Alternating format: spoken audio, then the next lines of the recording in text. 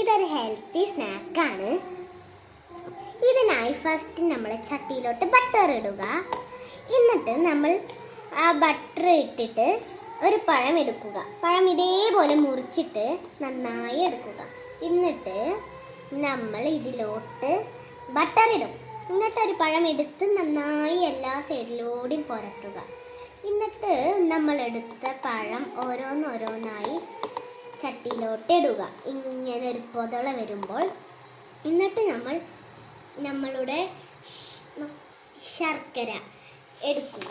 ശർക്കര എടുത്തിട്ട് കത്തിയും കൊണ്ട് ഇങ്ങനെ ചെത്തുക. എന്നിട്ട് എന്ത് ചെയ്യണം? ചെത്തിയിട്ട് ഓരോന്നോരോന്നായി കുറച്ചേന് ഇങ്ങനെ മറിക്കുക.